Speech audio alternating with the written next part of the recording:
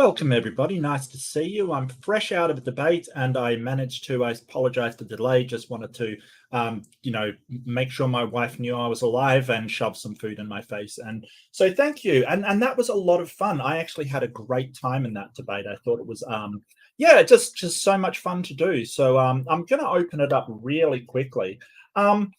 Some of it was horrifying. I get you. I hear where you're coming from. I want to thank Robin so much for sending in so many super chats and some really great questions in there from the milk mistress herself. Just awesome. Oh, thumbnail. Yeah, I did that on the fly during the Q&A. So it's a bit thrown together. I kind of hadn't sort of thought about it, but let's get some people in here so I can sort of discuss and give my voice a break. So hello, Doc, first off in the line. How are you doing? What do you think of the debate? And any pointers for me? Anything that I can improve? Well, I'm okay. I was screaming internally for a lot of that. Oh. He said a lot of things that, if I may send a meme,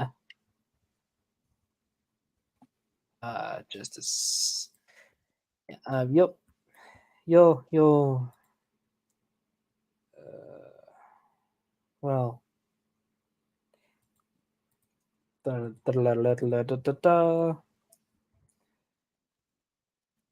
the private chat, this was my face during that whole debate, or at least during his parts.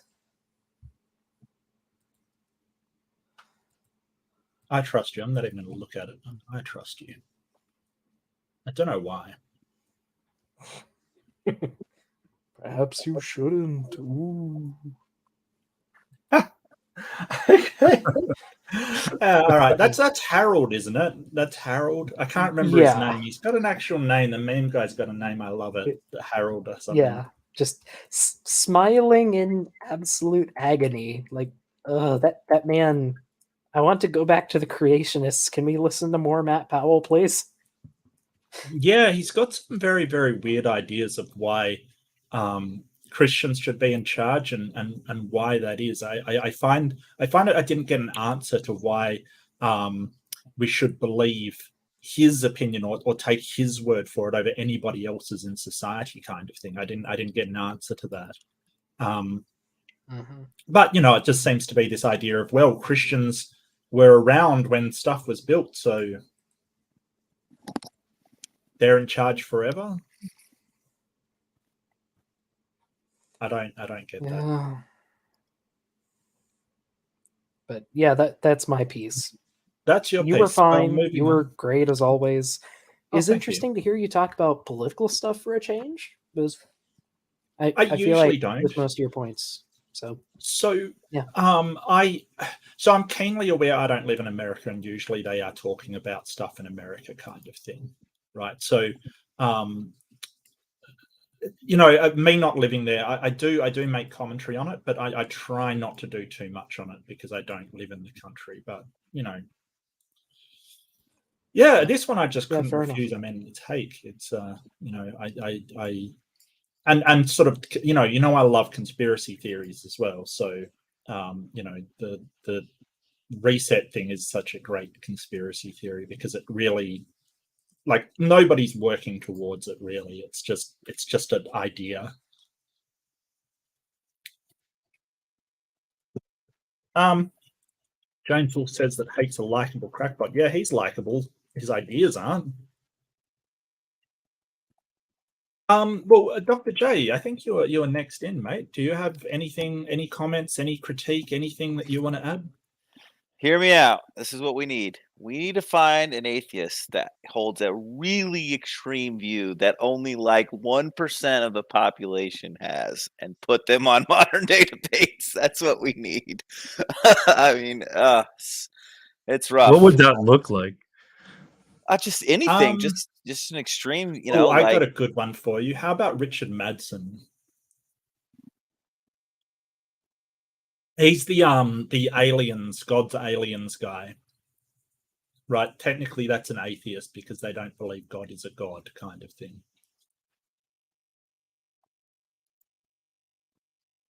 But as far as the debate, I thought you did a very good job. I couldn't believe he was just super willing to say, our whole problem is that we listen to women and women are idiots. And then he thought that was going to win a lot of people over. I mean, I just found that like pretty jaw dropping that he Yeah. didn't really have to push him to that. Like he kind of like wanted to talk about it. And I thought he was cutting his own throat with that. I was like, ooh, wow, I mean, geez, that's rough. I couldn't believe he was basically advocating for slavery, like to bring back slavery. Let's make slavery great again is essentially Well, one of the places. was it slavery or was it just well, the it was certainly segregation? Jim I think it was Crow and segregation. stuff.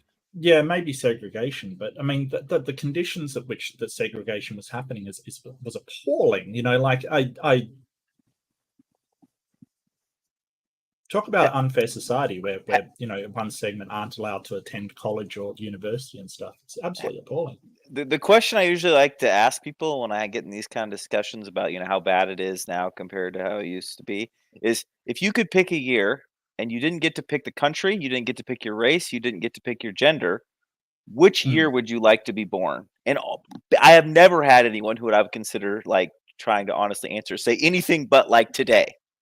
They don't say 1950 because they might be black or they might be a woman, and I'm usually arguing with the man, and they don't want to be black and they don't want to be a woman, so they'd rather be born today under those circumstances. So it's like, listen, you're saying if you had to, you know, flip a coin and just get what you get, you'd pick today. Yet you're saying how today is so terrible. It just seems really disingenuous. No, I get you, and I don't think today's that bad at all. That's the thing, and it's strange that what I found strange was that he sort of was saying, well, a while ago was better, but we're spoiled today. It's a sort of hard thing to pass because if we're spoiled, how is living today worse? I don't understand how that meshes. And he was totally unwilling to give up anything. It's like, so if it was worse, you should be willing. You know, I mean, I agree. I was confused by all that. It's like, was he some sort of religiously immune to the spoiling? I'm not really sure. No, it was I mean, obviously he is religious and he's sort of I think he nostalgizes sort of like I said, I mean I said that to him. I think he nostalgizes the past where Christians sort of were in charge kind of thing. And I think that that's great for Christians, but nobody else wants that. But I haven't heard a clear, definitive answer of why Christians should be in charge. Like, they're not in most countries anymore. And as I said, I think that's difficult for them to accept, but accept that they must. Robin sent a super chat, and at this point, Robin, I feel like I'm the voice of Robin. If it's okay, can I read it? Look, you're more than welcome, Robin. Don't make yourself broke on my account, please. I'm begging you. Like you sent in so many, and I love you for it, but don't impoverish yourself on super chats. But thank you so much. I really do appreciate it. I salute you, your claim, your calm way of dealing with people who say batshit crazy stuff. Yes, this woman was triggered. I was ready to arm wrestle. Yeah, and I agree. It is hard to hear that and not sort of become sort of that's if you were see, so what I was trying to make, and I sort of mentioned it once, was if we made that same thing about gingers, like because Hake is obviously red-haired, I'm not sure if he understood that reference. I'm not sure if that's an Australian term. I thought I saw it in South Park, so I thought it was kind of universal. He wouldn't like that experience. I find that it's sort of more a lack of empathy than anything else. That you wouldn't like being in the same situation. You wouldn't like being segregated where you're not allowed to get an education and there's no way to better yourself in society. I think that lack of empathy is definitely something that stands out to me. But I get that it does frustrate you. It frustrates me as well. But I think that with frustration and anger, we really have to look at what makes us afraid about it, because anger and fear are the same coin. They're just different sides of the same coin. And the fear is that people like this will implement policy to disadvantage the people we love, the society that we live in, that they will sort of try and drag things back to the bad old days where, you know, domestic abuse was, you know, a way of life, and, you know, all of these things, you know, just happened. I think dealing with that and saying, hey, we don't have to be afraid of that. That is not the way the world's, like, Hake is such a tiny minority. A lot of Christians dislike what he's got to say because it is so so repressive for minorities and women. I think that they disagree with him a lot, especially as sort of, you know, don't give to the poor kind of thing. It's like, well, was Jesus wrong? It's kind of very weird. Yeah, even in like quite conservative Christian communities that would be, you know, pretty male dominant, you know, the men is the head of the household, they'll always joke things like, oh, but the woman is the neck, right? Ha ha ha. You know, she's really the one. You know, so there's like even in more patriarchal systems that, you know, the men is the head of the household, they have you know, a lot of, maybe not as much as they should or whatever, but, you know, they still got tons of empathy for women and so on and so forth. It was just pretty rough hearing this guy who just seemed to just, you know, insinuate they were complete, you know, idiots the whole time. I mean, even in places you know, Bob Jones or whatever, if that school means anything to you, they would never talk in these, you know, near these harsher terms. And it kind of reminds me of Islam a little bit, you know, sort of well, we cherish women, but we don't respect them kind of thing as an equal. They're not equal. And I think that's what I have a problem with. I think that sort of considering somebody equal and their opinions sort of and what they want to be valid is a mark of respect. I think that if you aren't taking their view, then you're not respecting them. Even if you reject that view, you should at least consider it equal weight to your own, unless there's something like you critically sort of evaluate it not to be valid. So yeah, like, just keep in mind that Hake is a very tiny minority, most of the world, like I said, like Australia has literally become secular recently. It's less than 50% Christians, which means that we've got to all work together to find common ground and what we all want, not just what one segment of the population wants. That's not good enough.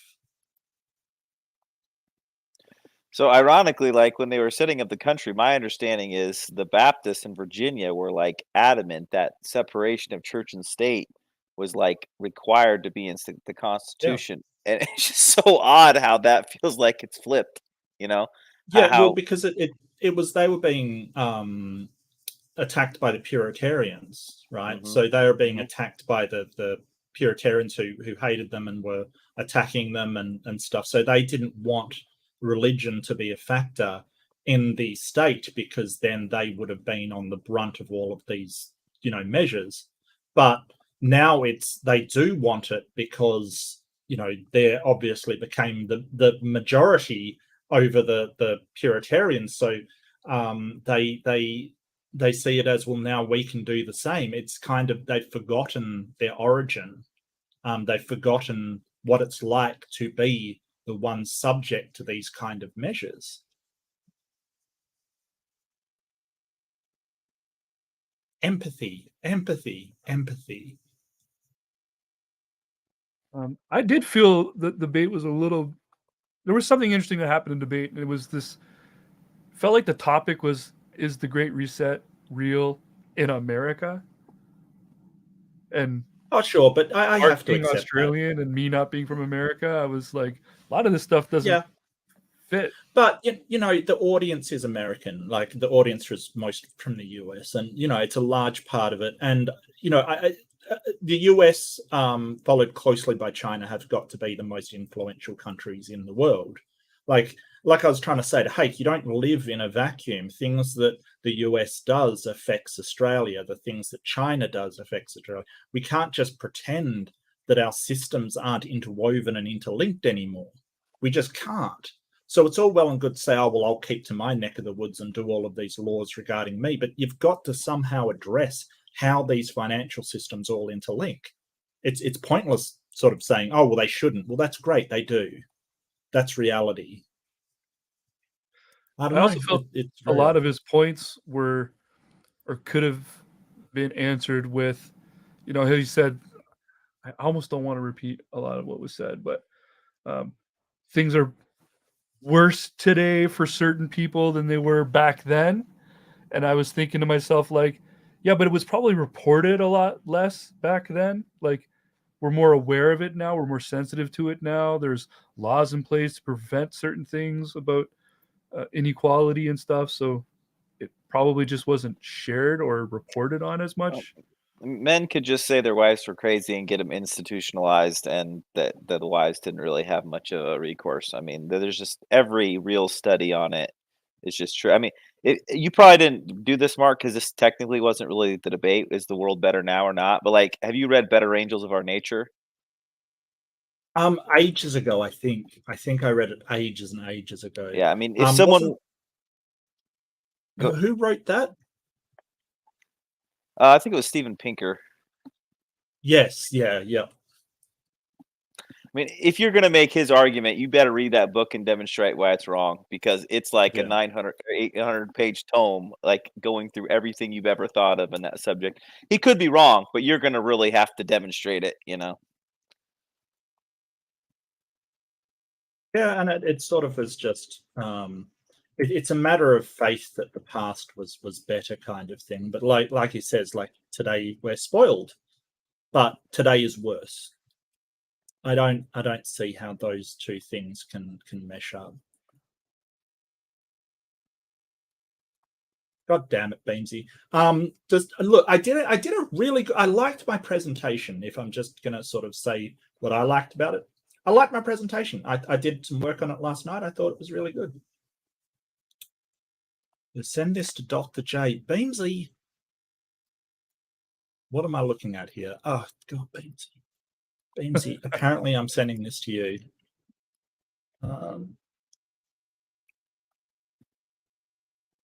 Yeah, I don't know. I think, and I would have, if there's one criticism I have, I would have liked to get into the more morality stuff. There's a link in private chat for you, apparently, Dr. J, because for my friends, I've just been reduced to a messenger boy, apparently, which I'm quite comfortable with. I'm quite fine with that. So yeah, yeah. So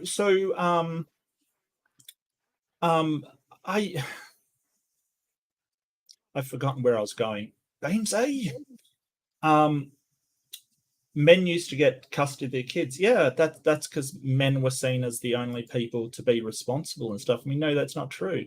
I kind of, I want to kind of go, well, why can women do such a good job? I mean, if you look at, say, for instance, Jacinda Ardern, Prime Minister of New Zealand, she did a fantastic job leading that country through insanely difficult circumstances. They had a mass shooting at a mosque. They had a volcano erupting. They had COVID, and she did amazing leading the country through that. You've got what's her name? The German Prime Minister, Chancellor. Why have I forgotten her name? Merkel, who's been a powerhouse in power. You know, she absolutely, you know, you may disagree with her politics, but she's absolutely guided the country through tons of stuff. The whole idea that you know, women can't do that. And I mean, it was great Robin getting Hake to admit that he couldn't drive a milk trailer. She can. I can't. And you know, his answer I can if I put my mind to it. I'm like, yeah, but right now, said. Yeah. Angela Merkel. Thank you, Sunflower. Thank you. Yep, Angela Merkel. You know, no two countries run by women have ever gone to war. Well, I mean, yeah, but there's Floyd. Like that's a correlation. Oh, totally. I know it's a joke. It's just you know. It's and there haven't been very many women in charge, so obviously it's not a good you know, scientific study. It's just interesting. No, but if you're keeping score, it's still a good score right now. Well, yeah. It used to be that no two places with the McDonald's ever went to war, but I think the Russia-Ukraine might have ruined that one. Oh, there's a fantastic website. Oh, tangents in the chat. Yes, okay, we're tangenting. I gotcha. Tangents in the chat. Yeah, used to have this website that was like correlation is not causation. It had things like, drownings in pools correlated with Kevin Bacon movies coming out and things like just random correlations that are so good. And that was fantastic. Sorry, I forgot to put your super chat up, Robin. Actually, I really enjoyed her questions. That was really good. That was really good. Mark is the PBA. Look, into the break, like seriously, be nice. I sort of ignored this guy over at Modern Day Debate, but this is my channel where we kind of try to respect one another. So, be nice, or else you get this. You get the band hammer that everybody loves so much. Also, I don't agree because your forehead doesn't have a point on it. So, were you surprised he wasn't willing to describe in very much detail what an ideal situation would be? I thought he might have some more details with that. I know you provided something pretty general as well, but I feel like he just threw a couple little details, but like weren't coherent as far as like if you just injected those couple details on his ideal society. You know what I mean? I was expecting something a little more thought out. Yeah, well, it was just sort of men should be in charge. It doesn't sort of say what kind of. Yeah, I mean, I was pretty generalized as well, just sort of, which was based upon John Rawls' veil of ignorance. So I was pretty generalized as well. So I can't really say that. But I don't think every society ever run by men has turned out that well. Like I don't see why that would just automatically make a good society. It's very strange. I don't know. He doesn't seem to have a lot of very solid, logical and rational points to back up what he says. He just claims things, like Trump was so honest, and it's like, well, wait a second. That's demonstrably not true. There was the things that he said that were blatantly dishonest. Like I don't know. His sort of worship of Trump was kind of disturbing because apparently the man could do no wrong. Yeah, he's super popular. I can't quite figure it out for you either, but I don't know if you guys from other countries are probably befuddled about it, but if it makes you feel any better, I'm a little befuddled about it too. Normally, George Bush Sr. lost, and then he's kind of a loser, right? And just Trump, we just can't seem to let him go. I don't know. I mean, we got rid of our own idiot when he got elected, so got rid of that guy. What are your thoughts on it? Do you mean the agenda for the World Economic Forum? I mean, 21 didn't happen. It was postponed to 22. And like when you say the agenda is quite large, like when you're talking, I get the feeling, Brady, I'm sorry, I don't know what you mean. Like when you're talking an agenda for a conference, like DebateCon has an agenda, right? You're not talking about an agenda like a secret thing that they're trying to make happen. You're just talking about a list of events that are happening at any expo or conference. Like I think you've got hold of the wrong stick there. Yeah, they have an agenda. It's just a list of who's speaking. DebateCon has an agenda. I don't know what part of it you're talking about. I mean, 2030. I think the topic for 2030 is house ownership for all, basically, or how can we get everybody to own property and sort of be equal partners in society. So I don't really follow it that much. I don't, economics is not my strong point. I'm not that good with economics, so I don't really follow the World Economic Forum. But I know that the Great Reset isn't what people think it is. Another big supporter there, Cool Biko, sends you a super chat. Oh yeah. And Cool Biko says, I did not hit her. I did not. Oh, hi, Mark. Great debate. I hope the accent was good. My accents are terrible. $15 dues. Thank you for sticking up for the ultra tier Red Rooster. Yeah, thanks, man. Always with the Red Rooster. Yeah, absolutely. Cheers, buddy. Appreciate it, mate. So it's just a chicken place. There's nothing particularly special about it, but I like it. It's I found the there was a brief moment where you touched on gun topics, and I believe you asked him how many. Was it you asked him how many mass shootings there were in Australia? And I don't know. He gave a side smile that made me think that like he wanted to suggest there was more than we know about or something. I don't know. And then he commented on Australians gave away their manhood when they gave away their rights to guns. Did he say Well, it that? was interesting that he said, yeah, but Australia doesn't have any guns. And it's like, yeah. Australia's repealed a lot of their gun laws, I believe, in the last not too long, right? I don't think so. Someone told me that just a little bit. It got a little easier to get a gun. Not saying they opened the floodgates. I'm just saying compared to what it was when the laws came into place. Is it the 90s when that happened? I was surprised to hear him say that, because normally gun rights advocates, at least that I run into, say the more guns the better, in a sense, right?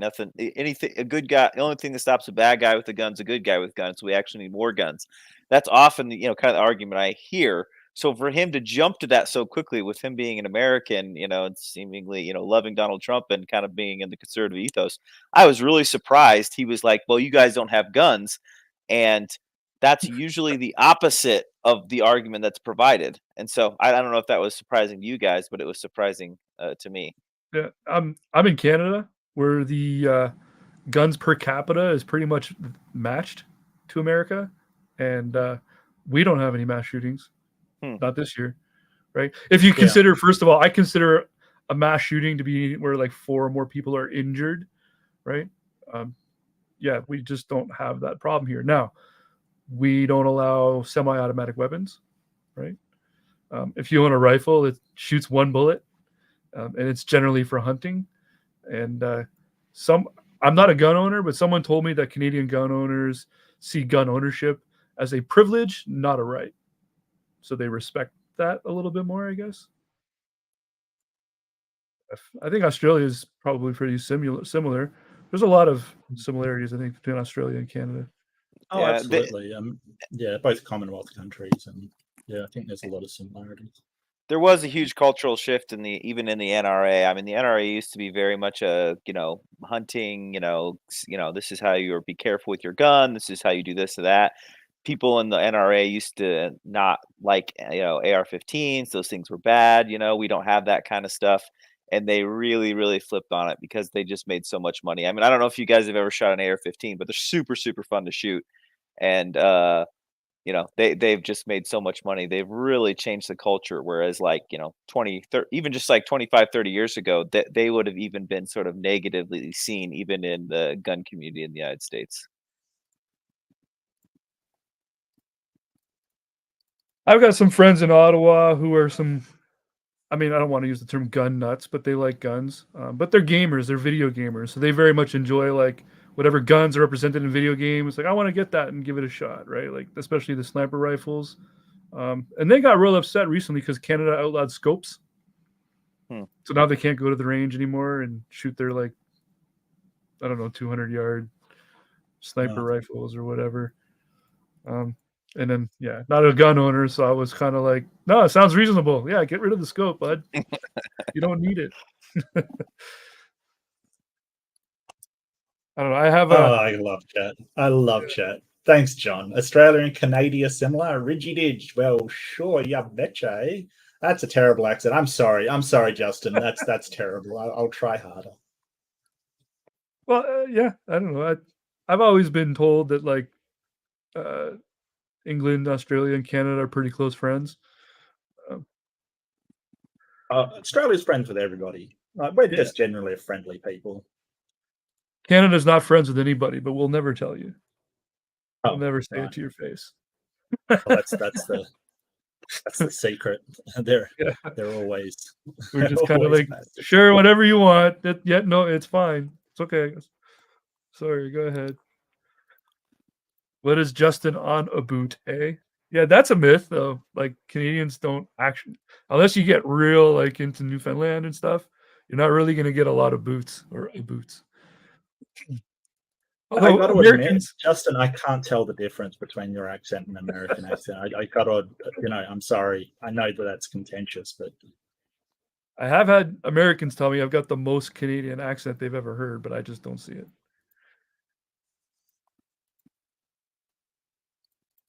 I got a question into the break. Why are you so angry? Like, why are you so mad?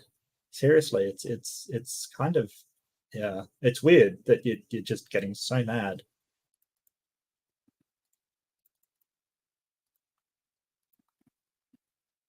No, I mean that's your problem, mate, not mine. Well, that debate was a lot more fun than I thought it was going to be. Didn't know what Yeah, to it was expect from the good. topic, but I kind of I said it in the chat earlier. To me, it kind of felt like the all-you-can-eat buffet of debates. You kind of went around the world on multiple little topics. We got into. Well, I expected that. Yeah, I didn't, and at first I really. was like, I don't know what this is going to be, and I kind of liked it. I maybe even look forward to the next time that topic comes around. Well, I watched the debate between Stardust and Hake before I came on, and it was around the world on that one as well. Where, like, Stardust said, this doesn't seem like the Great Reset, and this is to quote her. It seems like just everything you're mad about, and you know, I like what she said. It does just seem like everything Hake is mad about is sort of the Great Reset. You know, that's all the World Economic Forum pushing it on people. So it's very, very strange. It's Is it like a strange. blanket topic, kind of like cancel culture? It's just like Yeah. if something happens they don't like, it's like as part of the Great Reset or it's part of cancel culture. So how do you guys feel about cancel culture? Let's talk about it. I don't know. I don't personally think it's a thing. I think it's I think it's a thing. It's just it's where it is and where it's not. So my understanding is there are universities that professors where they should be able to kind of say whatever crazy thing they want or whatever are not allowed to, and they are afraid of their students, which is difficult for the model because the students provide the money, right? The students pay to go to Yes. the school, they provide the money. So then if they say they want the teacher to be a certain way, does the teacher have to be a certain way? So even like you guys probably know who Sam Harris is. He is, you know, would agree that this is an issue within universities. Now, saying that, Facebook has to put anything anybody ever wants on there. That's like a totally different private company can do what they want or whatever. This is more like I would argue it's mostly in universities where do the students get to decide what is taught in class? And it's a very weird model because they are the ones that provide the money. I mean, speaking as someone who just graduated from university, not really, but there are definitely generational classes. Like sometimes an older professor will make a comment or a joke that draws side eyes from the students, but it's usually only when there's like when there's something really out of left field or objectionable, I guess you could say. This would be like documented when professors have been fired. Is more. It's not just like getting razzed by the students or whatever. It's like they've gotten fired. So, if you have you guys read the book? I'm gonna forget what it's called. Oh, he's a liberal guy, but he just talks about. Oh gosh, I'll try to remember what it is. But yeah, no, I would say it's in that sense. But cancel culture is kind of, in my opinion, got to mean like almost anything, right? And so conservatives cancel people all the time, right? They ban books or they, whatever it Sure. is, they cancel whoever they want to. And most of the time to me, that's fine. That's fine. If you don't want to buy Disney stuff or whatever, I guess you can. Well, you know what a But good example Who is? is they, though? Well, okay, hold that thought, but a really good example is the war in Iraq, where they basically cancelled everything French. Like French fries became freedom fries, and they cancelled Sean Penn for speaking out against the war and things like that, right? They do it too. That's the thing. Sorry, Dr. J, go for it. I do apologize. I just think that's the best. No, that was fine. So I was just looking up this book because I'm pretty sure it's by The Coddling of the American Mind by Jonathan Haidt. So he's not a conservative at all. He's a liberal. So in that sense, I would agree. So with it, but if you're talking about just what conservatives try to make it be, I think they kind of can make it the boogeyman that means anything or whatever. I don't know. be interesting for you guys who aren't in America, how you guys see it, and you probably maybe read different books and listen to different media, or I don't know how you guys follow it, but that's how I would see it. Well, I think that sort of cancelling, especially with corporations, is incredibly important. There's a lot of things that corporations would do if there wasn't repercussions from the public, because a lot of the things that they do to rein themselves in is because the public has a big uproar, they do maybe a boycott, and then they stop doing what they're doing because they're afraid that they're going to sort of lose money. And that's with corporations, that is literally the only way to change their behavior, is to change their income and the money that they're making, i.e. Make a difference to the shareholders. But I think that sometimes with cancel culture, my biggest problem with it is there is a lack of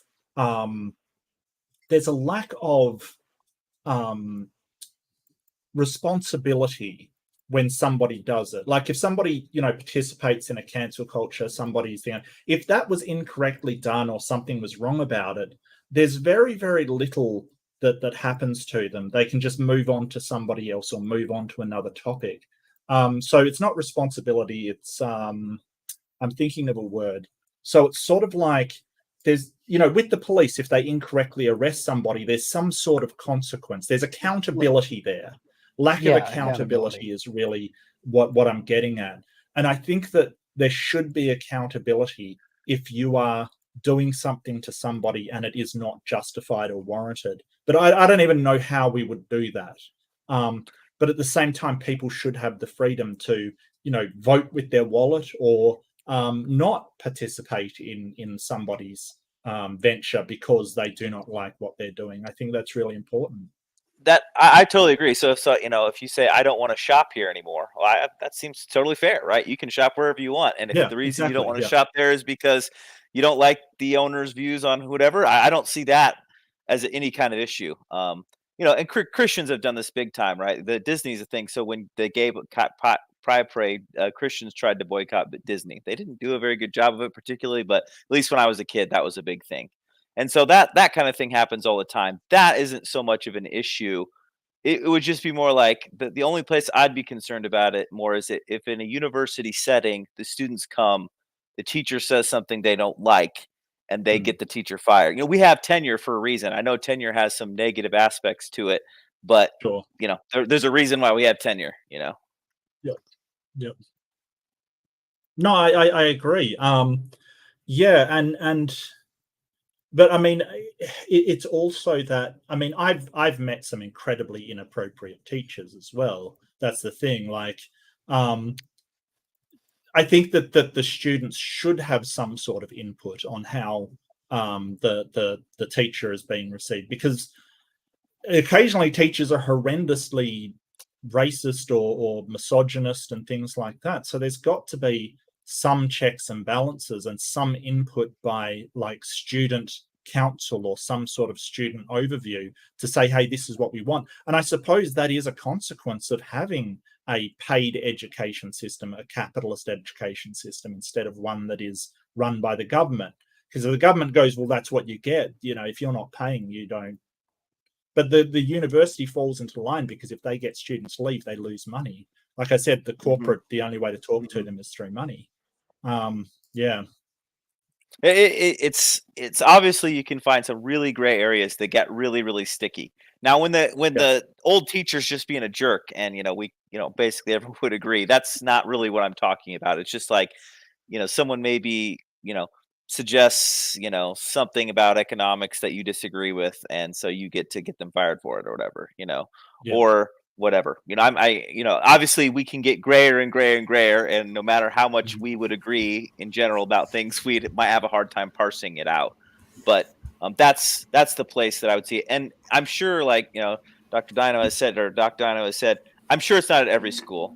This isn't like a universal thing that's happening necessarily. Like, I mean, let's say you're in a class and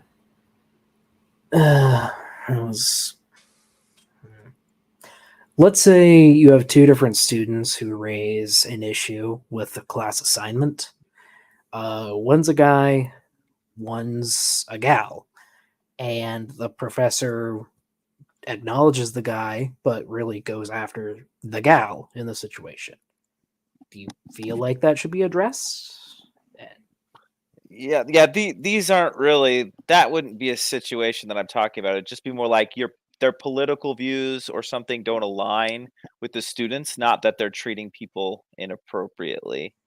And you know what I'm saying? Like, surely the school has a code of conduct about how to treat people, and treating this one student one way and another student another way would like go against the professor's code of conduct, surely, right? Yeah, but just in my experience, that is mostly what, in my experience, that's mostly what the cancellations are about. Like, the teacher is doing something specific to one group of students that they're not to another, and it gets called out. That is just my experience. Might not be everyone's, but Yeah. I mean, I would just go off Jonathan Haidt's book where he documents them, and he could be wrong, and I'd be totally open to, someone looking at his research and saying it's wrong, and it totally could be. I think it's a complex and nuanced issue. I just quickly aside, the wonderful and amazing Dawn Oddped gives $6.66. Thanks for that. Congratulations on winning the debate. Here is your prize money. Yes, it's the NASA money finally came through. Yes, 666.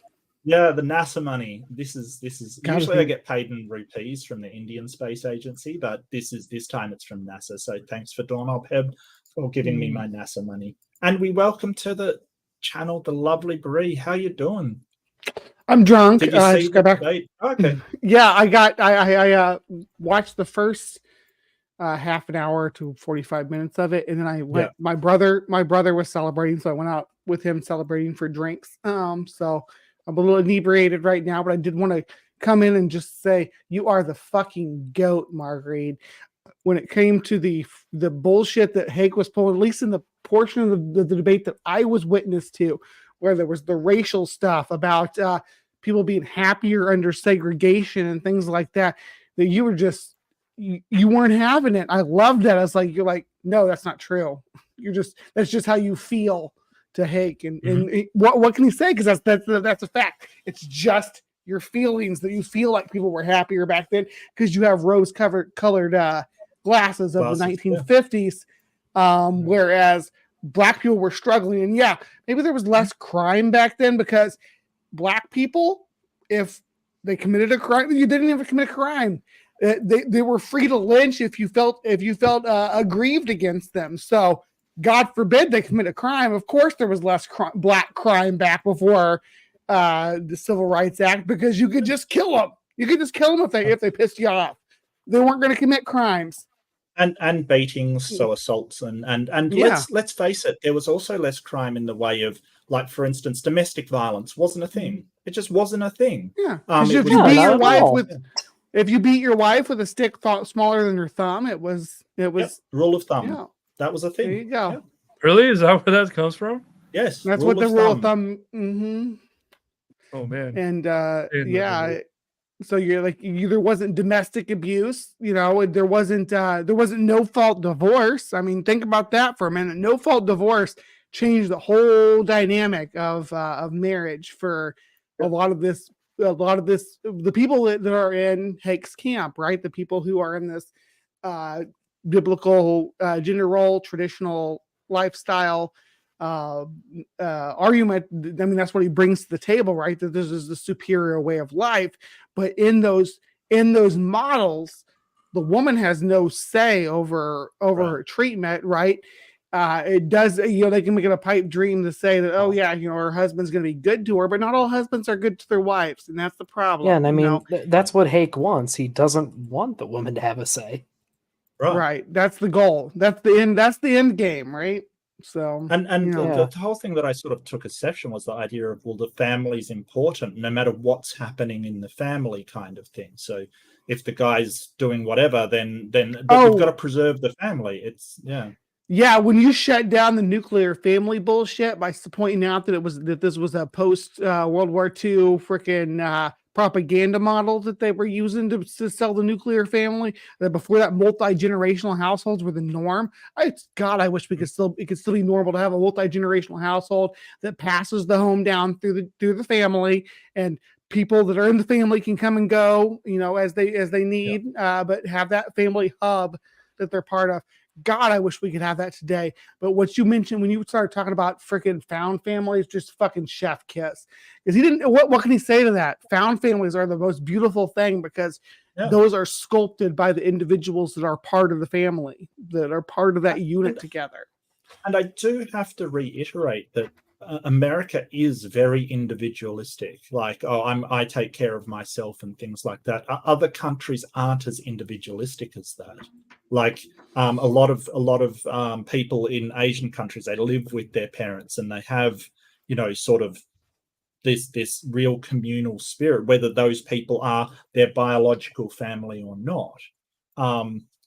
It's really interesting when you sort of go to university and there's study groups kind of thing of people that are sort of very close, and it kind of works, these friend groups kind of thing.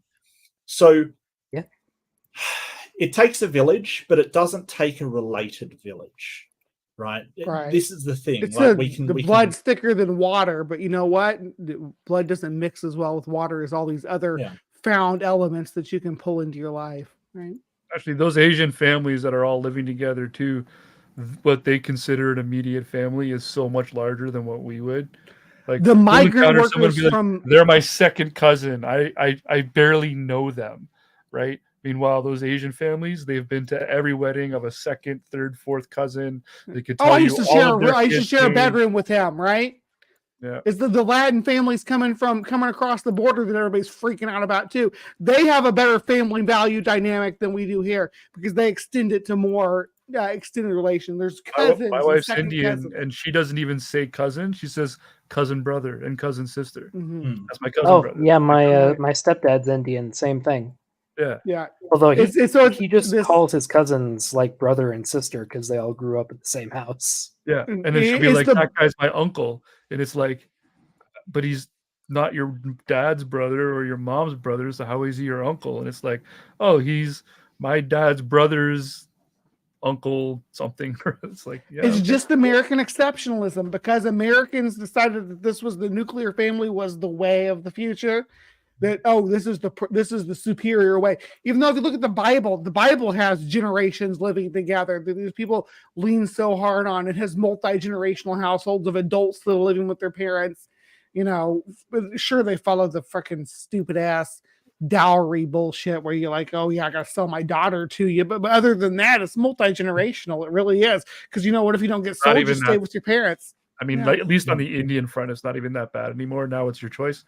You want to be arranged? No problem. We'll arrange you. That is a problem with Indian culture. I think the only time they got hard on her was the getting case divorced. system is still hard on the Indians. So but I mean, they got conservatives and progressives over there too. The same shit. Yeah, we want traditional. The caste system does still exist, but it is mostly on its way out. Yes, it is slowly changing. But her brother stood up one day and just said, "Hey, mom, dad. All right, I'm ready. Go ahead. Find me somebody." And they went the traditional route of like, we'll find you a wife. Well, it was like, no, she wanted to just be with whoever she wanted. The fact that she's with me even just speaks volumes because that would have not too long ago would have been like, no white Frenchman. It's not allowed. Well, you are extremely attractive, though. I'm just going to tell you that. Oh, thank you. There you go. I'm thinking about maybe I should do some pink too, maybe. Yeah, you think so? you catch up with Bumblebee. Oh dear. Yeah. So she's Indian. Is she aware of Vedic science? Are you aware of Vedic science? I'm aware of the amazing food I get to eat for dinner. That's it. I don't know what you're talking about. Me and Mark Reid need to crack open some Vedic science sometime and let you come watch, Justin, because it's the kind of thing that Mark would just gobble up because it's basically young Earth, the Indian version of young Earth creationism. It's called Vedic science, and they I've heard of that. Take the Vedic lore and comport it with science. There's things like that the Vanara, the monkey people, were Neanderthals and things like that. It's really interesting and really fun. They're pretty out there. They're basically almost on a flat Earth level. Like they're a little more out there than your run of the mill young Earth creationists. And and that's the problem too. Is that's what YouTube puts out there. Is this is the Hindu religion for these freaking these people who really take the Veda literalist, I guess would be what you'd call them. But yeah, Mark, Well, and I her think family Mark, is Sikh, by the way. They're not Hindus, but not Hindu. Okay, well that's the whole different ball of wax. But yeah, I it's think barely a religion, even frankly. I think that Mark might, if you feel like ever getting a reprieve from dealing with young Earth creationism from the Ever. Abrahamic perspective, Yeah. Well, Vedic you know science what? might be yummy. Look, hey, I'm game. I'm game. I mean, I said to Maya, I appeared on Maya's last week, I think it was, It was epic. on Bad Science Sunday. Yeah, it was fantastic. And I So said to her, good. next time I'm on, I want to do spirit science so bad. I find that Oh hilarious. no! Oh, come on. It is so funny. Like, he'll say something that's, demonstrable and true. And then the chains of links that he makes to it kind of thing. Like, oh, there was a flood in, Western Africa at this time. The sinking of Atlantis. And it's like, how did you get there? I know, from it's that? just... It's Listen, so I've good. seen Tapioca get angry before. That would make him explode. He's fantastic. He's so much Speaking fun of- to watch. Speaking of Tap, and you freaking too, Doc, you don't get to get away without me mentioning and pulling you in on this. Creation Watch no. this Sunday, right? We're doing some flat Earth. Me, Dr. Tapioca Weasel, and this dinosaur up here in the upper right-hand corner. Ooh. We're going to be diving into some young Earth creationists, but I do have the Sunday after that opened up because I'm separating Creation Watch out to be its own show with guests. And I would love to separate that out and have Mark read on to do some Vedic science. Would that be a thing that could happen on? Yeah, I can do that. Let's do that. The date would be the 12th of November. Is that going to work for you, Mark? 12th? She's like, let's book it. She's like, I So got Right. you. now. Well, Like, the that's 12th. I have Always the, I have be the 19th. closing. I have the Well, I've 19th got to open too. I've got to translate Note to self: the, drunk Bree is the- assertive. Yep. Yeah, drunk Bree is. I'm all about it. I'm Look, I've just actually got to kind of pissed translate. off, So that's honestly, my Doc. Monday. So that's your Sunday night, right? Mark's hosting Yeah. a live stream after show. Yeah. So He's that's doing fine. business. 13th. Yeah. Justin, would you be interested in joining me and Mark for some Vedic science since I just introduced you to it? I don't know. I've just met you, but I'm like, Well, I'm feeling the vibe. I here. believe that it's an excellent panel to have a layman or someone who's even zero knowledge about a thing around, because you'll get some fun questions that way. What Okay, day well, are you suggesting? It was it'll be the 12th on Sunday, the 12th November. And it would be Welcome back, Dr. J. I would be honored to participate, provided Modern Day Debate doesn't call on my assistance. But since that's a Sunday, I might be in the clear. Yeah. So, but this Sunday, like, if you want to pop in and watch me and Doc and Tap. Did you say Doc? Dive- Like this Doc? Doc. Doc Dino and Dr. Generally. Tapioca Weasel. I'm gonna be double docked. Actually, I'm a double secret docked fan right of now. Doc We got Dino. Dr. J right here. Yeah. Dr. J, it's good Yeah. to see you. You've been so quiet. Thank you so I much think for I putting saw up that with on me. Pornhub once at Double Dock. I Yeah. think I Yeah, Oh, dear. no, I was And actually in that one. demonetized. Yay! Was there a Velociraptor in that one though? Oh dear. Yay! All right, so let me look Shut up here. and take my money. So that sounds awesome. So I'll push for I'll plan for the 12th, but if you need to push it back to the 19th, let me know, Mark. I've never seen you address Vedic science, so I'm excited to see it. It's gonna I be just subscribed to you there, Bree. Oh, thank you. Yeah. Awesome. I'm Welcome one to of the those guys hive. who watches way too much YouTube while he works, which means Yeah. by the time I meet you or see you on the 12th, then I will have probably marathon all of your content. Yeah. Well, I have my live show tomorrow morning. It's called Live from the Hive, and we have some fun Debate stuff on the con. docket for Sorry, that. you're gonna lose the debate con for this weekend, unfortunately. But I'll Yeah. still check out That's your stuff. understandable. That's But I'm talking about, and Mark, you'll like this too. I'm talking about Patagonian giants first thing in the morning tomorrow off for Cryptic Corner. You know what Patagonian Wait, giants like are? human giants or like the actual giant dinosaurs from Patagonia? Because that's an interesting subject. These are human giants that were well known and well Oh. documented throughout the age of exploration, documented by figures such as Magellan and Sir Francis Bacon. But I already they hate just it. kind of disappeared. We're gonna drive a death nail into it. Don't you worry, baby. And after that, we're gonna be doing. You'll love this, Doc. We're gonna be doing the biggest enemies of dinosaurs, and they're gonna talk about some terrible enemies of dinosaurs like Tanstreophis and stuff like that. Tanistrophius? Tanistrophius, that's what I say. Tanstreophis. Yeah, I'm drunk. But yeah, they're going to say that's the biggest enemy of dinosaurs. The long-necked cute little guy, the long-necked iguana. I don't know. Why? It's this adorable long-necked archosaur that lived on beaches, right? Had a ridiculously long neck. Same thing, looks completely helpless.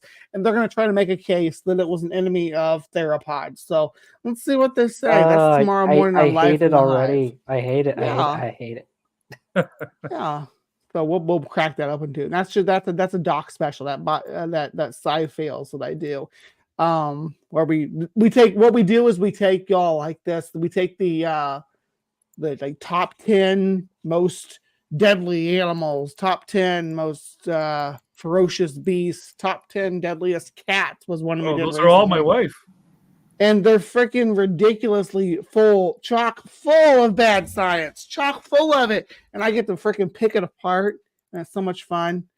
And yeah, it's the kind of stuff that you guys like to do on here, except for instead of doing just bad like philosophy and creation science stuff, I take like bad like biology stuff that people are putting out there and try to crack it open. It gets tedious, but sometimes we get lots of good laughs out of it. So yeah, and somehow I get stuck with the bad biology and bad geology. Yeah, you sure do. Yeah. Flood geology. Doc Dino was our expert on flood geology these days on this end of things. Because it makes me want to drown myself. He's had to just get to how many times you bring up the heat problem and all these silly plate tectonics and how fast the tectonic plates would have to move in order to uphold the flood model. Yeah. Thank you for doing it. Related to that, I had an interview earlier today about plate tectonics. It was fun. That's good. Sweet. Yeah. So I actually got to talk actual science. Yeah. And with an actual scientist too, huh? No, just a dude who's seen my stuff and he was interested. He says he's up for joining a creation science theater someday. Oh, okay. Wow, that's awesome. And we had talked about just doing like with me and Doc and Beamsy. Not me and Doc and Beamsy being the only ones doing it, of course. I imagine Beamsy doesn't like being called Dr. Beamsy. Doc Beamsy. He is a doctor. Yes, fuck I'm you, aware. Beamsy. You're brilliant. I'm aware. He just doesn't like it. That's all. Yeah, except for he's a capitalist. That's the only thing wrong with Beamsy. Yeah. Anyway, but we were talking about, because we were looking at, what was that map we were looking at? It was so freaking detailed. It was gorgeous. We were talking about doing like a discussion about just pulling up a map of like a different province or state or territory. A geologic map? Yeah, and talking about the different layers and maybe different formations that are associated with those layers. Just doing all that stuff. That's the best thing I've ever seen anybody write, Mark. Sorry. You have a foreskin, bro? Speed records. Damn. That's so good. Mark's always swinging. But yeah, I thought your debate tonight, you were freaking, at least the short beginning of it that I was able to see before I went out, was you were rocking the house. Hake, of course, gets on my nerves to no end. He's just basically white Jesse Lee Peterson, right? I mean, he takes Yeah. it's all the same basically. arguments. That's where he gets that root that's like, oh, the older black generation thinks that segregation was better because that's what JLP says. Because anything else is beta. I Can loved anybody it that do I here? got to call him Beta. That was fantastic. That was awesome. Did you call him enjoyed Beta? it. I Yeah, missed because I it. said if Jesse tells you to do something, do you do it? And he's like, yeah, I think about it, and then I do it, and I'm like, Beta. Like, it was so Oh, I good. missed loved it that. so much. Oh, somebody Oh, gotta it's so clip good. that for Maybe us I should out do a there. short or something. Yeah, a clip or something. Yeah, I loved it. You know, Professor Dave coming at him with Data was pretty epic too. You remember that Yes, when yeah. Data that was All right, folks. magnifique. I'm gonna head out and go spend some time with my lovely wife. Yeah, you go love that Indian goddess of yours. Okay, give her Yeah, extra well, kisses and hugs. The truth is, she just finished cooking, so I'm actually just gonna go run. Oh, go Yeah, eat then. Yeah. Yeah. But have a Justin, great I'll night, catch up with you really everyone. soon, mate. I'm Yes, very sir. aware that we're going to do a collab. So, yeah, definitely. Yeah. Yeah. We will catch up and do Do that. you all know? Do you know how to get a hold of Mark for the link and stuff for if you're going to come on Mark's and hang out just with us? always on YouTube. If he's not on his channel, he's on Modern Day Debate, or he's That's on not Maya's true. channel, No. or he's over No, on Ozen's. He's just somewhere It's just around because here. of the time zone that I'm in. Like, I'm Well, always on. I'm always on Maya's channel too, though, so I get it. Maya's channel's alluring. Freaking hanging out with Maya and Doc. Freaking, how can you pass that up? Every time they ask me on, it's like, can I make this? Can I make this? I gotta make this. All right. Well, thanks for letting me host you tonight, there, Mark. Have a great night, everybody. Good night, Justin. Yeah. They've good. Not Justin. Cheers, mate. Thanks for coming on. Really appreciate it. And great job modding too. Like, yeah, absolutely fantastic work. It's easy when both debaters give you that much respect. It's really, really easy. Well, I thought for all that I disagree with Hake's opinions and his rampant racism and sexism and misogyny and everything. Well, I mean, you're supposed to, right? It's a debate, but I mean, like when I was telling Hake, at least like he's civil he kept and getting that last word in. I was like, yes. Can you stop? Oh, look, I had to stop myself from jumping in at those questions kind of thing. I did a little bit mostly because Hake was, and I'm like, oh, well, I want to as well. Fuck it. But yeah,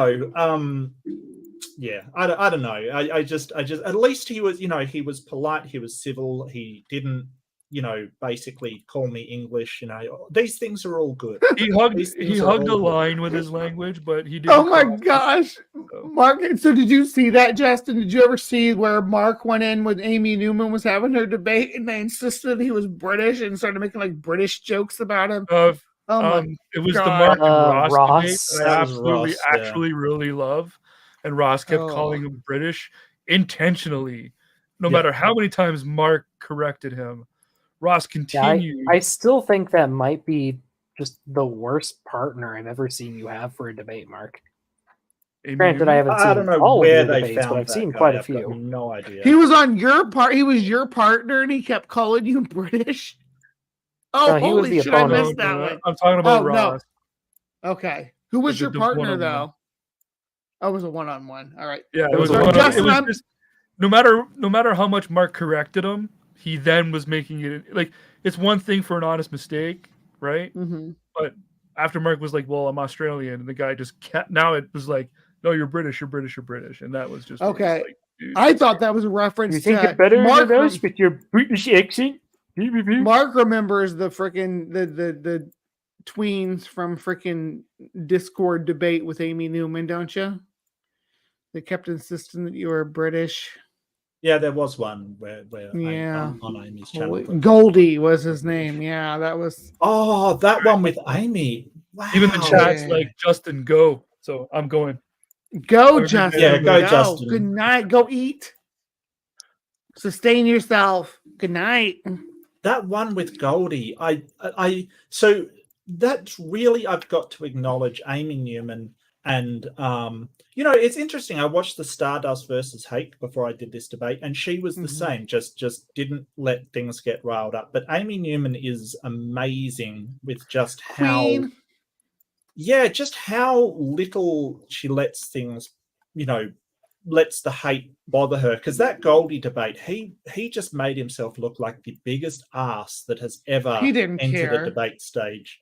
Yeah, I know he didn't care, but it's kind of I firmly believe that logic, rationality, good arguments, supported arguments will win out over this really emotional kind of, oh well, the good old days were better, or the Well, men that's what should you be were in up against charge kind of tonight. thing.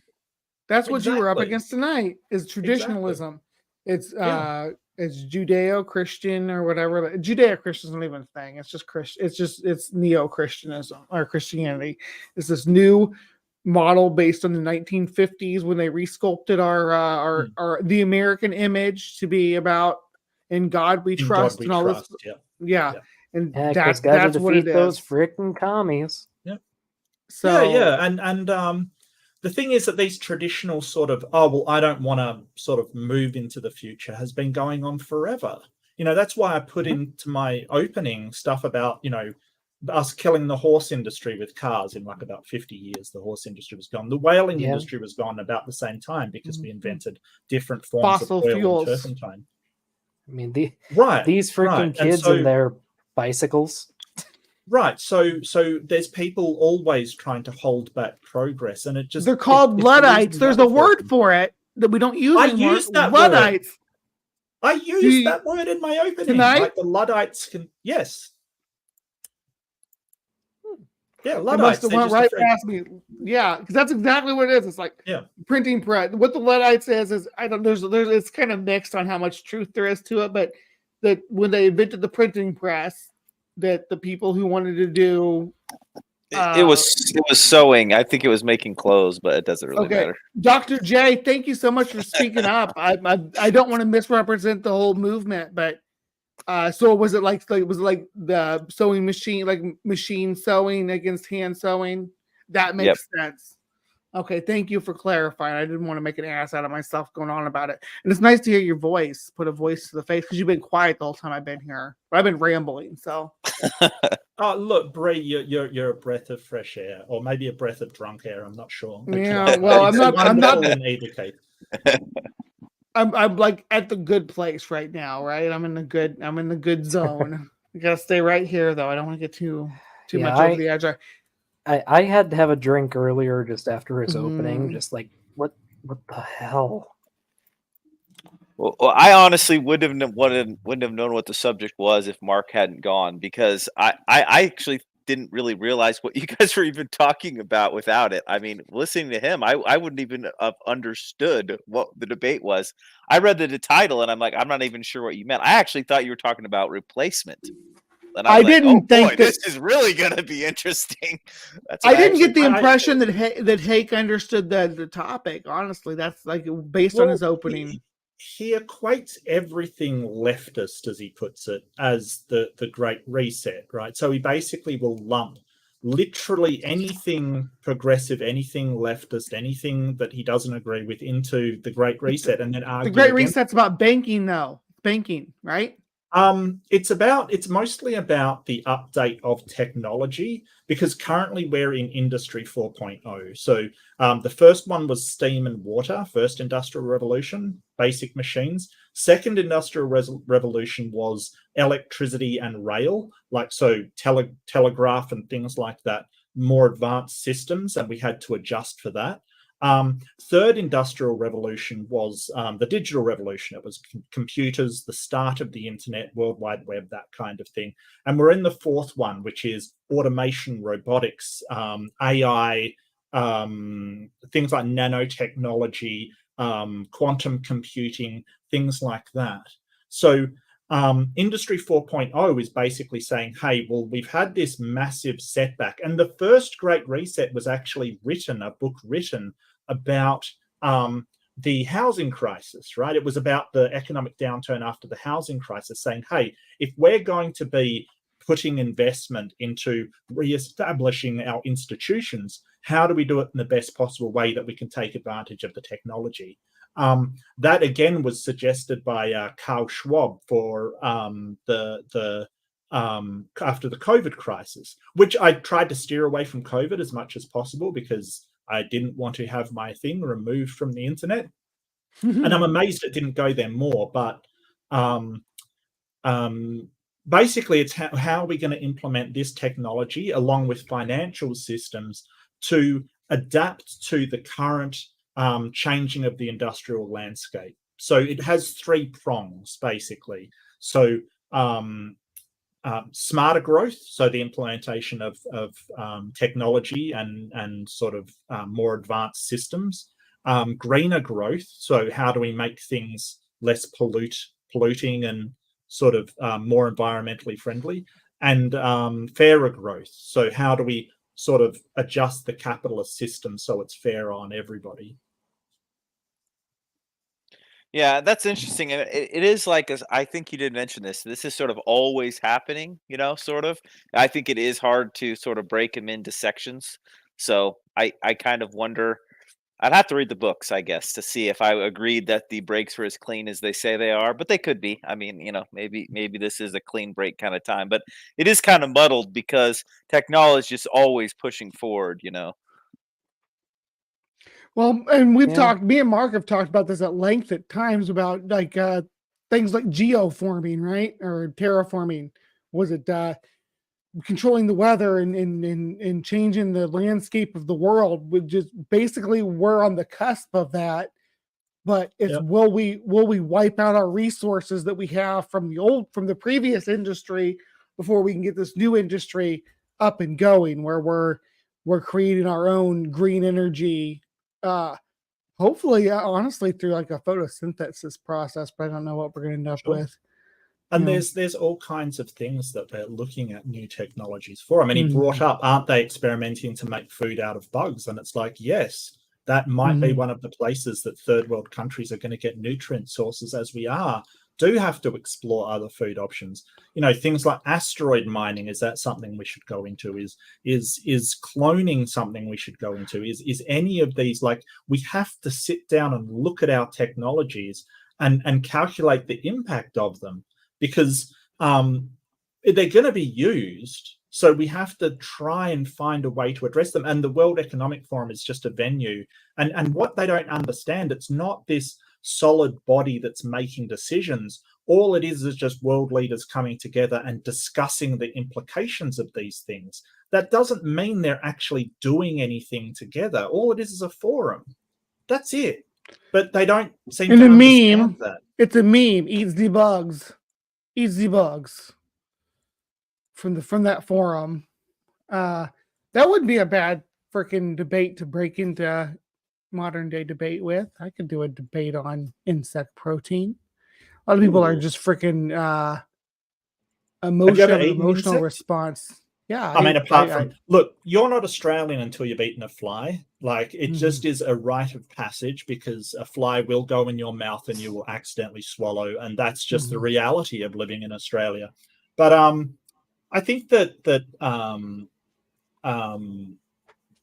I've eaten bugs. I've eaten witchetty grubs. They're actually really, really nice. Are you aware of witchetty grubs? Ooh, do go on. Witchetty grubs is a common name, so I'm not sure. Yeah, they're kind of a native Australian grub, like a caterpillar kind of thing, but they actually taste really bready. They're really, really nice, actually. You can cook them and eat them, kind of thing. They're not bad. Sort of native Australians have been eating them for ages. I remember seeing those on not Man vs. Wild, the one where the guy was actually out alone with the camera and died. I just looked it up, and it's an Aboriginal dish too. It's something indigenous, so that's interesting. I'm gonna have to do a segment on that. Yeah, it's the larvae of the large grey cossid moth. Yeah, they feel bready and they taste a little bit like almonds, only a little bit. I don't know. I would agree with that, actually. That's freaking interesting. Yes. On the food growth side, though, the growing stuff in sugar, have you seen that? I think they have one plant in Europe somewhere. They're doing that. Sorry, Mike fell over. Using sugar to grow things. That looks really optimistic. I wish I remembered more details. That's interesting. So like putting sugar into the nutrients of the soil? or into the water? No, you basically just take sugar, you put it in a vat, and you like grow it like yeast, and you grow different things. And this is would be a different way to do protein. So if you know who, there's a guy named Tony Seba. He's like did a lot of predicting on the growth of solar and has been really accurate on there. And he kind of like writes books and does talks, TED Talks and stuff about the future.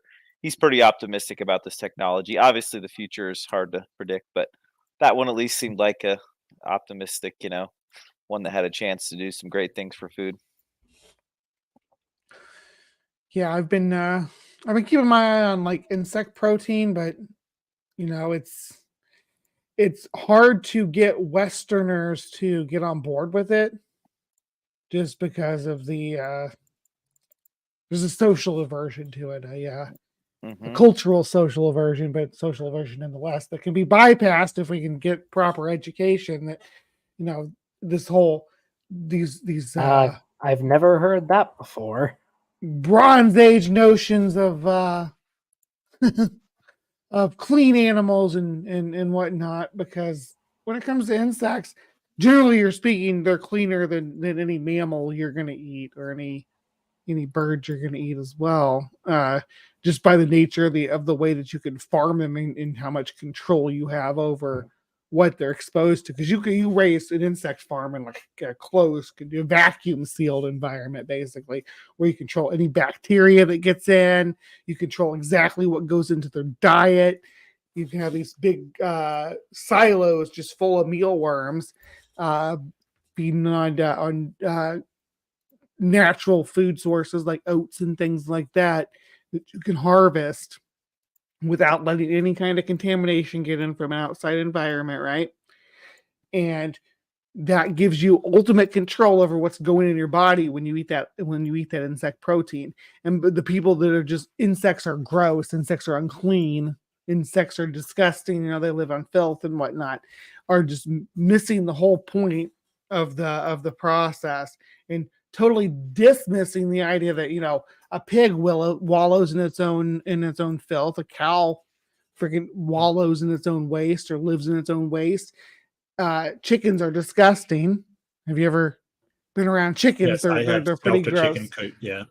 Yeah. So the idea that insects are so gross because there's and again it roots back to the clean animals bullshit from Abrahamic society that kind of took over Europe, and therefore we all get to deal with it today. You just want people to not judge bugs. You're biased. Yeah, well, that's true. I am biased. I don't deny that. We all have our biases, and mine are definitely for critters that everybody else thinks is ugly, but I think are adorable. I love Gila monsters and anglerfish and tardigrades and all these weird things. Everybody else is like, ugh. Like, oh no, it's come on, adorable. tardigrades are people just, not like just Gila awesome. monsters. Gila Gila monsters are monsters? adorable.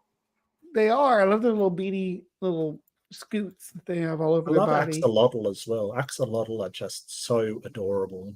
Right? They look like a Pokemon, don't they?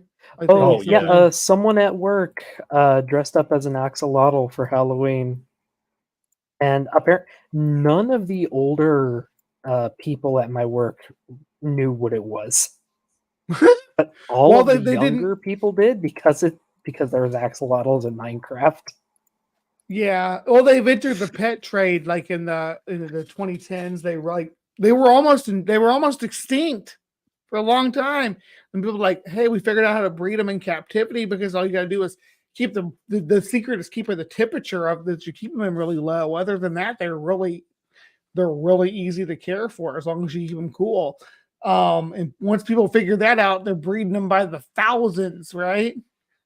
And so now they're big in the pet trade. But people back in the 90s, I was like a animal nerd. I wouldn't have been able to tell you what an axolotl was.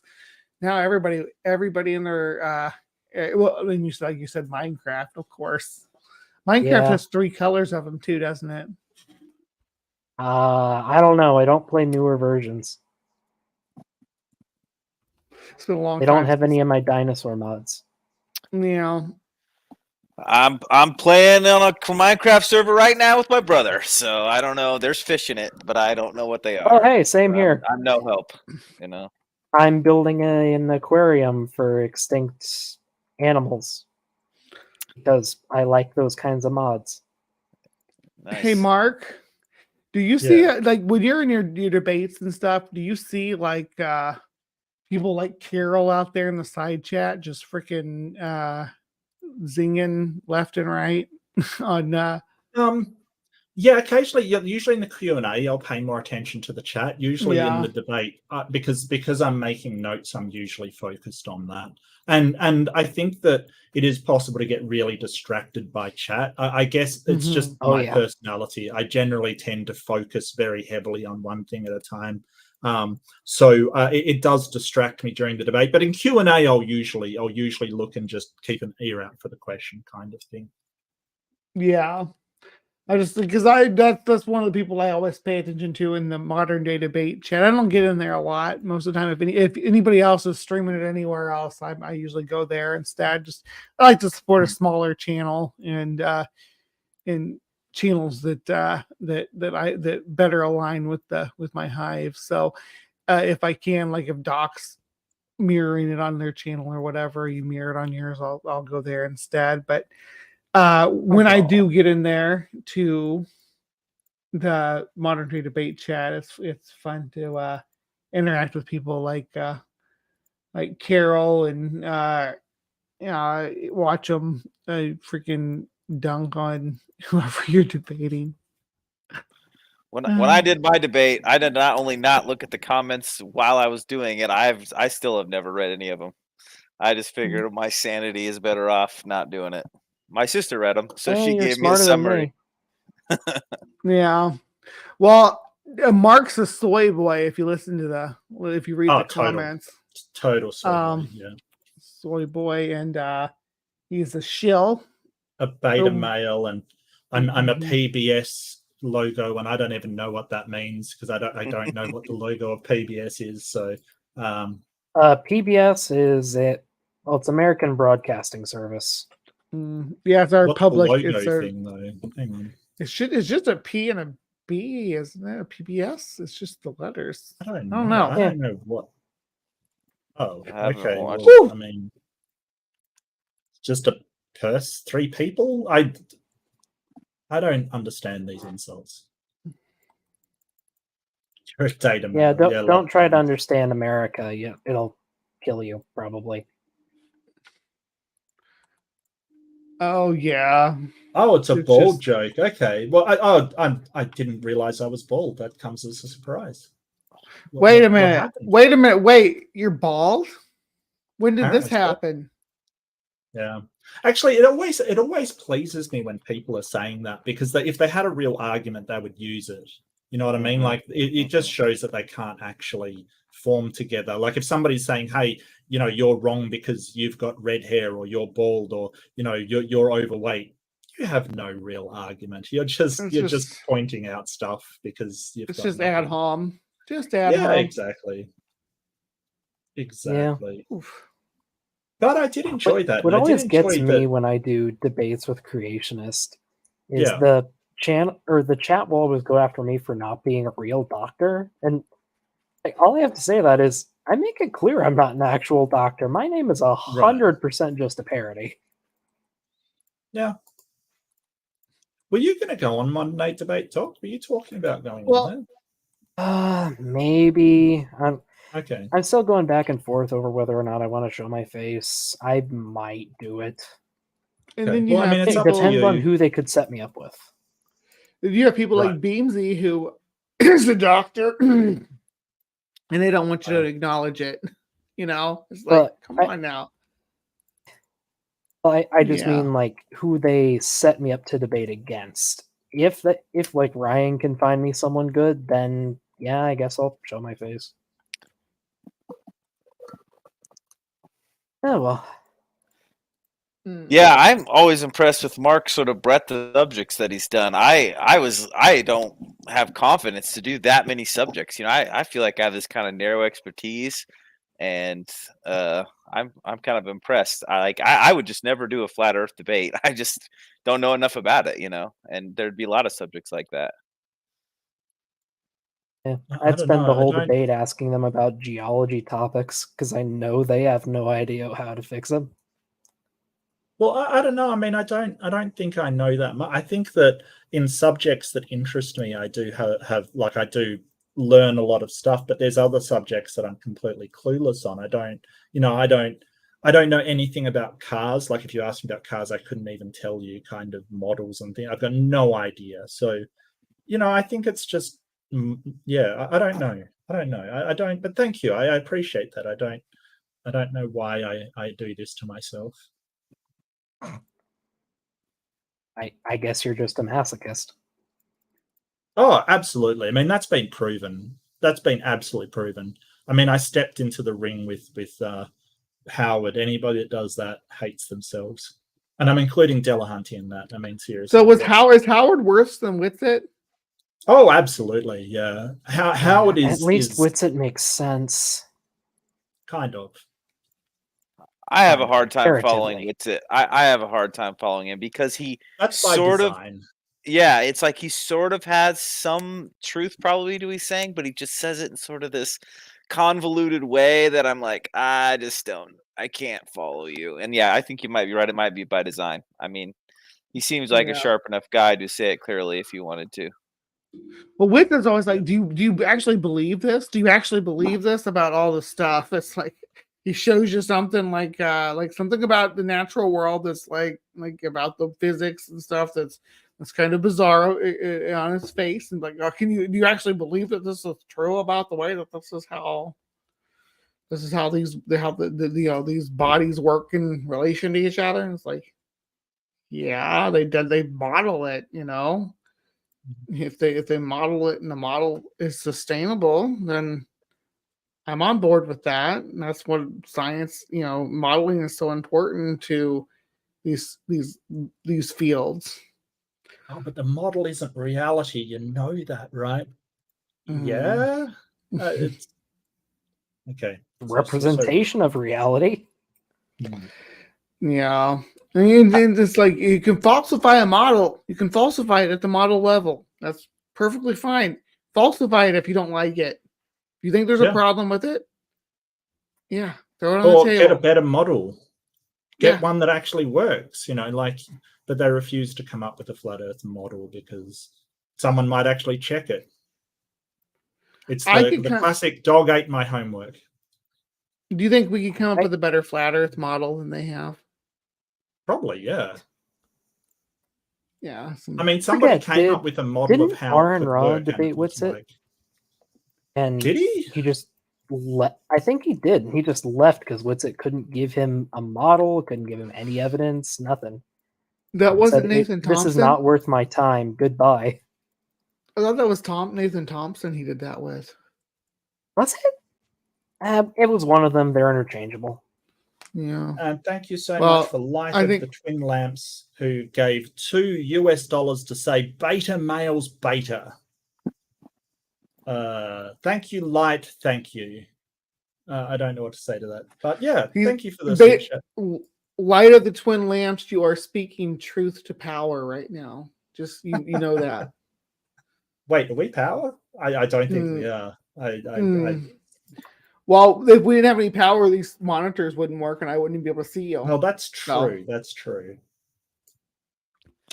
Are you guys excited about the day 2 of DebateCon? I am pretty excited about it and interested. A lot of the day 1 subjects, I'm like, I've kind of heard this one by some of these people quite a few times. I was quite interested in day 2. I don't know what you guys are thinking about it. I always like to see Leo. Leo and Aaron Ra.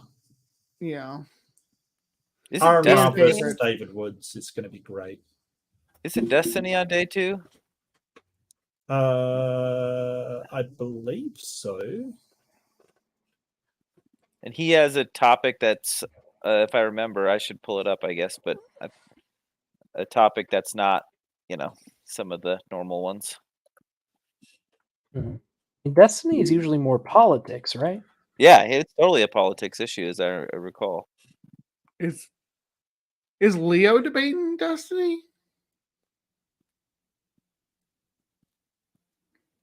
Capitalism versus socialism. Yeah, that's going to be very interesting. Yeah. Oh, And that's Leo with Destiny. Mm-hmm. Yeah, Okay, then. that should be pretty lit. And then Leo Destiny's knows his also shit. He's also doing Biden versus Trump. Is he? Man, Leo's on there a couple times. I didn't 3 times. He's 4 times? he's all Holy over the criminy. Yeah. Yeah. Dropping that boy in every slot. He's good. He's good at the debate. He's got a. Yeah, he is. I've never. Has he done politics ones? I'm sure he probably has, and I just don't. He's done. He debates good. He's good at debating socialism and communism for that matter.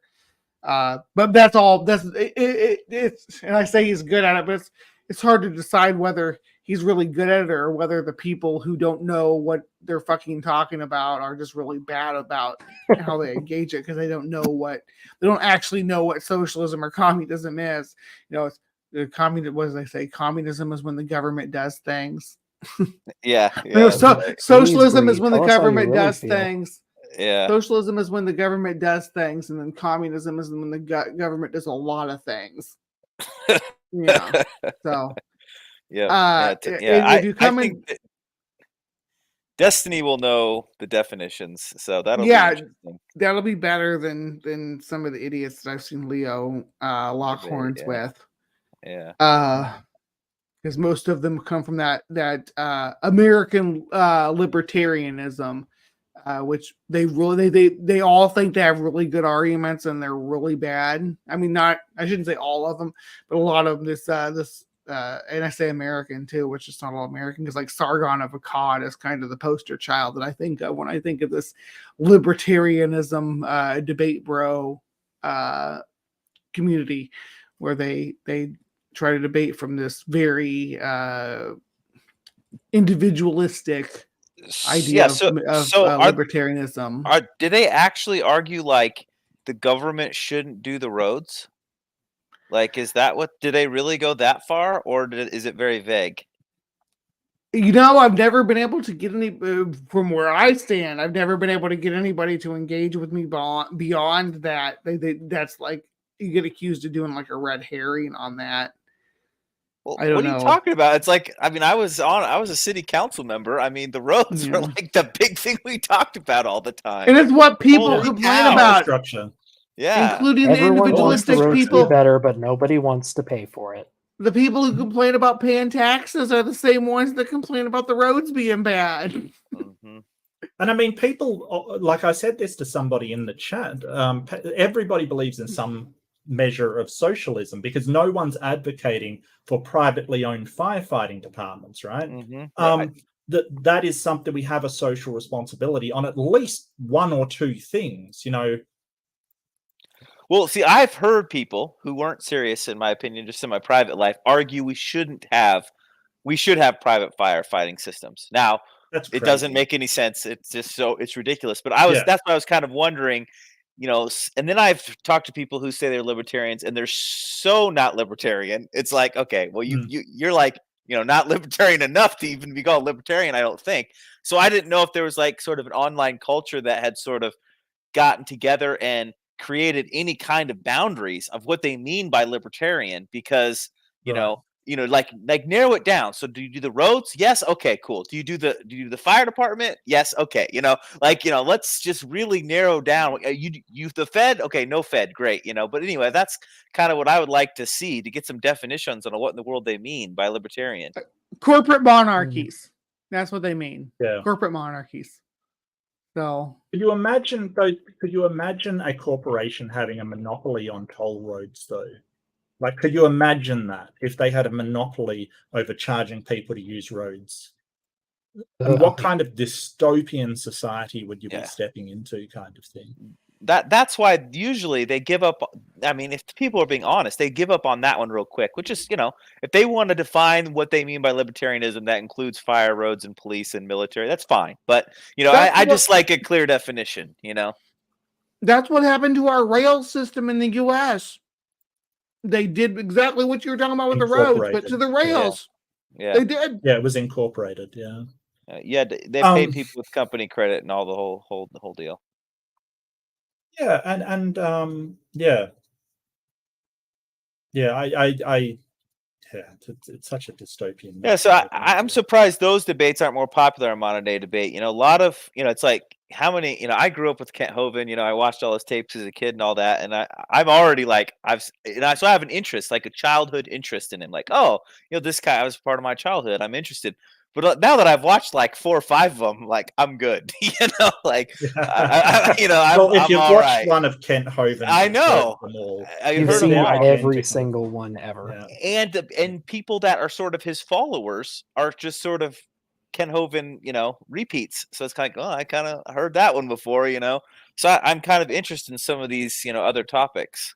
I honestly don't know who would consistently laugh at the jokes that he makes over and over and over, like who consistently sit there and laugh at the same joke because they weren't funny the first time, and they laugh at it, and it's like, wow, yeah, I don't know. Some of Cult that of good old personality. boomer humor.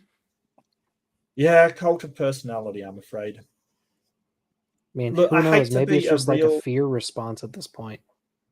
Yeah.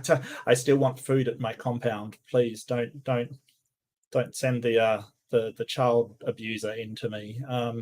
Anyway, Oh, Jesus.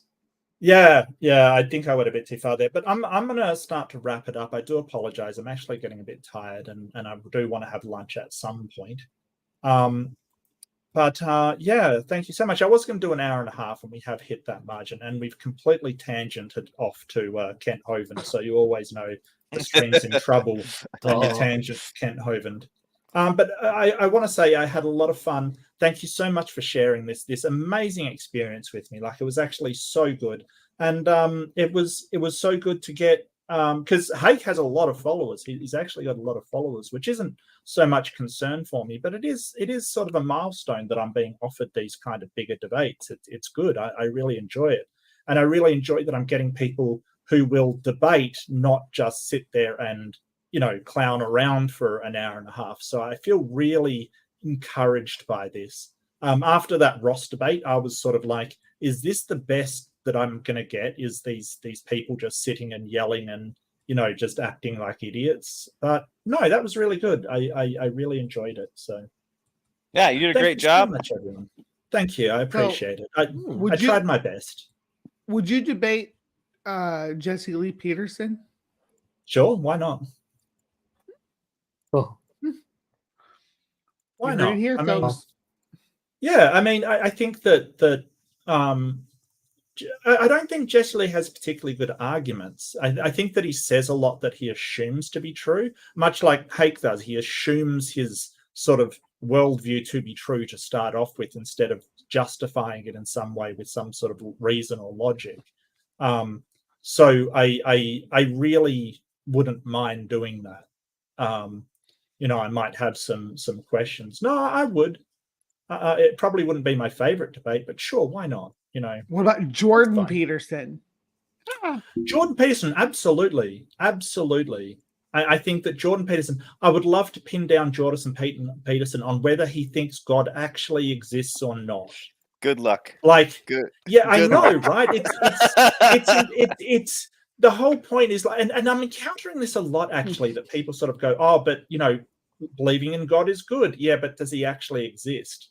Well, it's not about whether he actually. Well, that's what I'm concerned with. Like, doesn't it matter if the God that you believe in does not exist? Why would that not matter?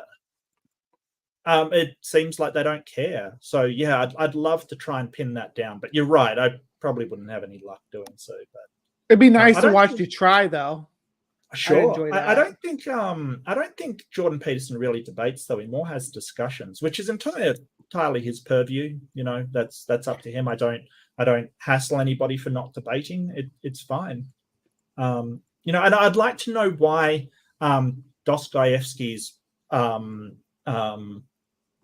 of Two, War and Peace, or Tale of Two. I can't remember which one he goes towards, but why that is a good instance of what an atheist is. Like, it's a fictional novel. I don't understand why we're paying attention Like, it's a great book, but it's a book. It's fictional. It's not real. I don't understand why we're using that to judge atheists. It just makes no sense. Now, His what I his want Crime to and know punishment. You're is right. Thanks, Reid. Thank you. his well, explanation what of I want to Christianity. know is how do you properly distinguish between a Jordan Peterson voice and an Otangelo voice? Oh, come on. Because to me, Otangelo's they're way basically different. identical. No, Otangelo's way different. He's got the sort of European accent to There's it. an accent. It's the same voice, but Yeah. Artangelo has an accent. Yeah, I Maybe. think It's you're a Canadian tripping version. Peterson is the Canadian version, and Otangelo is this continental European version. Well, ain't that a compliment? Well, to me, he makes me mad because he to Christians should be like a wolf in sheep's clothing. He doesn't really believe in God, yet Christians seem to kind of like him, and he's like a total heretic to any Christian. It's like, Yeah. why do Christians like him? They should think he's horrible. I'm just I don't know. befuddled by the guy. Well, it's because he's against the evil left kind of thing. They Yeah. think the left is evil, so anybody that sort of is against that kind of stuff has to be a good guy, no matter what they actually believe. So, you know, they'll forgive him for saying he doesn't particularly like Trump and he doesn't like, you know, isn't religious. They'll just, you know, they'll get their heroes when they can, where they can. Doc, do you have anything coming up? Do you have anything going on? What's going down in Doctown? Well, I mean, I have my normal Creation Science Theaters every Monday, and I'm trying to get my button gear to do something. Not sure if I want to do a short or if I want Very to. vague. Like, Very vague. I want to make a longer video again. It's been a while, and they're fun. But I just Okay. gotta Yeah. get my button gear and actually do it. Okay. But Well, look, yeah. I've had a few projects that I've tried to start and they haven't come out exactly as I want. It's sort of, you know, it's kind of not everything works out. You know, you're happy Yeah. with to put it up. So, you know, I do feel, I guess I'm just trying to empathize, and I do feel that pain. I do I mean, resonate. like a lot with that. I have the weekend off, so maybe I'll find some motivation. Yeah, sure. Well, good luck. I hope we get to see it. If it's not perfect, that's okay. Just do your best. That's all you got to do.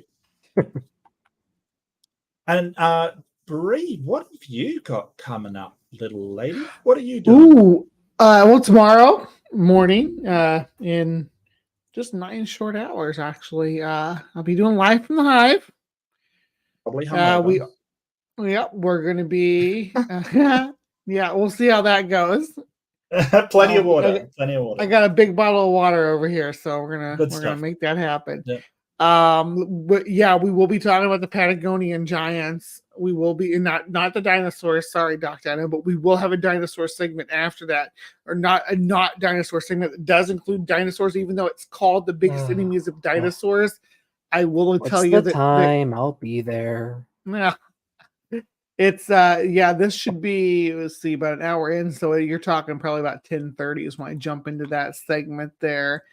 And then after that, we're gonna talk about some US ecology, and some other sciencey stuff. So check it out. That's tomorrow morning. And then Sunday, I do have Doc scheduled along with Dr. Tapioca Weasel.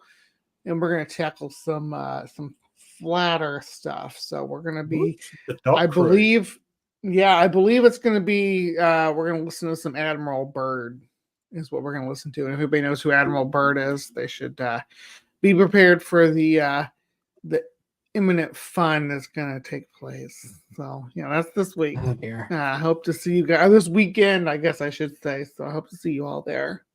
Fantastic. Dr. J, you up to anything? Have you got stuff going? Have you got a channel I can link or something you want to share with the Reid room? My content creation is pretty much not really there. So I'm currently trying to learn how to do Salesforce. That's my life at the moment in my free time. So no worries at all. Like just asking for politeness, and I do want to promote people that come on and contribute to my stream by promoting theirs. I think that's only fair. Yeah, so thank you for coming on. I've got tomorrow, I'm doing a debate dissection. I've got to get a thumbnail up for it, so I'm running really late, but it's the debate dissection for Delahunty versus Howard Stirrup, because I'm an idiot and made a poll to see if people wanted it, and they all voted yes, forcing me to review this horror show of a debate. So thanks for that, Reading Room. Thank you very much. I appreciate you condemning me to watch Howard for like half an hour until somebody rage quits. No spoilers. Apart from that, I don't have that much on. I do have another Room Rumble to upload with the, you know, and I'm looking at how to do the introduction for that because it's sort of a bit of a mess. But I do apologize that this has been a shorter one. I did promise my wife I'd only do an hour and a half. So, but it's been a great time and I've had tons and tons of fun. Much love to everybody. Don't forget to be kind to yourself and be kind to each other. So much love to everybody. Take care. Oh, my banners. Oh, I keep forgetting my banners. I'm so bad at this. I don't know why you'll put up with me. Like, seriously, I'm so bad at this. Hey, you caught yeah. it this time. That's what matters. That could have been going this Yeah, whole I caught it time this- now. Well, I don't know about that. I don't know. Like, it's kind of distracting. I get that. I like to do it while I'm sort of ending up, if that makes sense. I don't know what I'm doing. I've told you this many times. I've got no idea. Let's face it. Don't forget to like, share, subscribe. If you can, ring the bell for notifications. You'll see when I'm up and running and, like, you know, trying to make sense out of this mess we call debate on YouTube. But thank you, everybody, and take care.